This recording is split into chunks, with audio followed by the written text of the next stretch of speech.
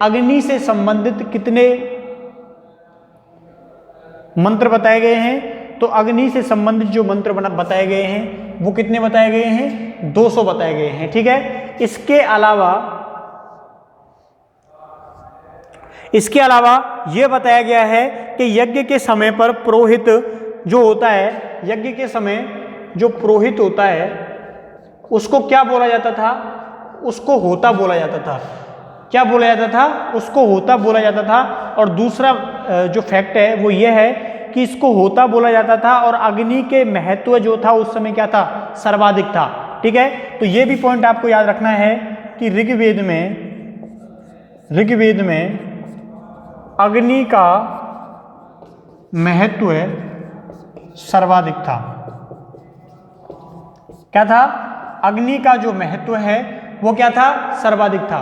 तो आप याद रखोगे कि ऋग्वेद में अग्नि के जो महत्व है वो सर्वाधिक बताया गया है। ठीक है, और इसको अग्नि को क्या कहा गया है? अग्नि को देवताओं का मुख माना गया है, क्योंकि जब भी कोई, ठीक है, जब भी कोई यज्ञ किया जाता है तो उस यज्ञ में अग्नि जो है वो क्या की जाती है? जलाई जाती है। और इस अग्नि के अंदर क्या दी जाती है? आहुति दी जाती है, मंत्रों की आहुति दी जाती है, उस देवता की स्तुति की जाती है। तो इसलिए इसमें प्रत्येक देवता के अनुसरण के समय अग्नि जो है वो जलाई जाती है, इसलिए इसे क्या कहा गया है?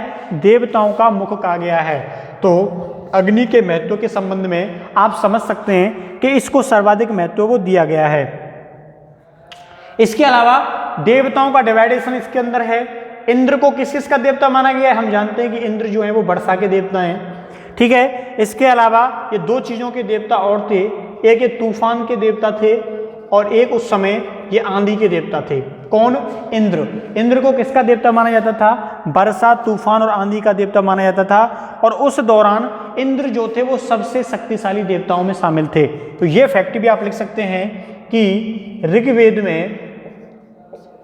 ऋग्वेदिक काल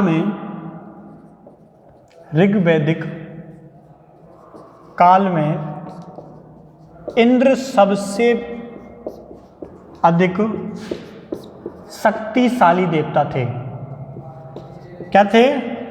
सबसे शक्तिशाली देवता थे। ठीक है, उस समय सबसे शक्तिशाली देवताओं में क्या था? इनका नाम था। किनका? इंद्र का। इंद्र को वर्षा, तूफान और आंधी का क्या माना गया है? देवता माना गया है। इसके अलावा इनके संबंध में यह कहा गया है कि ऋग्वेद में इंद्र से प्रार्थना करने के लिए कितनी ऋचाएं दी हुई हैं? 250 ऋचाएं दी हुई हैं। किसमें? ऋग्वेद में, स्तुति करने के लिए। ठीक है, ऋचाएं क्या होती हैं? इनका स्तुति करने के लिए कितनी ऋचाएं होती हैं? 250 ऋचाएं इसमें दी हुई हैं। और कुछ देवियों के नाम भी हैं जिनमें उमा, अदिति, सिंधु, आरुयानी, सरस्वती आदि का नाम मिलता है। ठीक है, अब देखिए देवी देवताओं का वर्ग कितना? इसमें देवी देवताओं का एक वर्ग बताया गया है। इसमें 33 देवी देवताओं का उल्लेख है। 33 देवी देवताओं का क्या है? उल्लेख इसमें किया गया है, जिन्हें 3 वर्गों में बांटा गया है। आकाशीय देवता, अंतरिक्षीय देवता और पृथ्वी के देवता। कौन कौन से? आकाशीय,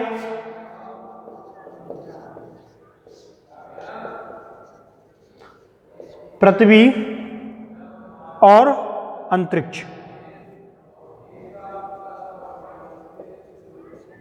इनको 3 पार्ट में बांटा गया है देवताओं को।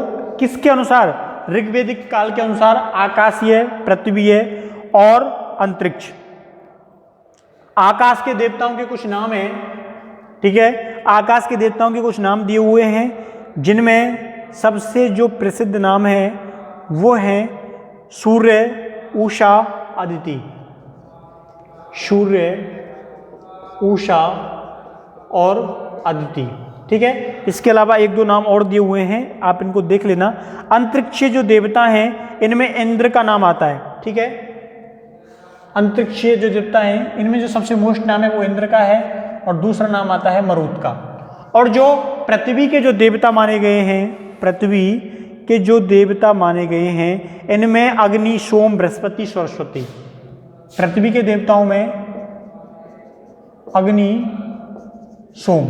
ठीक है, कौन कौन से देवता माने गए हैं? अग्नि को माना गया है, किसको माना गया है? अग्नि को माना गया है, सरस्वती को माना गया है,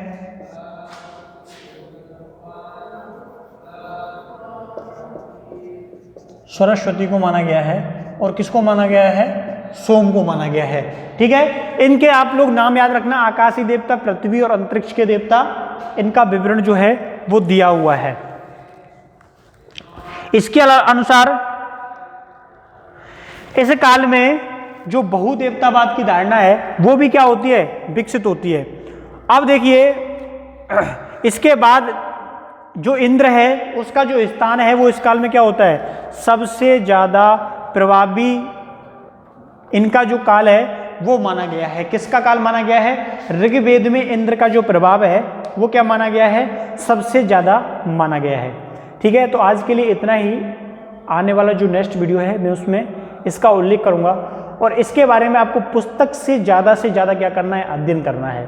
ठीक है, ये जितने भी फैक्ट होते हैं, जितने भी इनके उल्लेख होते हैं, पृथ्वी देवता, आकाशीय देवता, इंद्र उल्लेख, अग्नि का इतनी बार उल्लेख किया गया है, पूजा करने की पद्धतियों के विधियों का उल्लेख है, तो आप लोग इनका क्या कीजिए?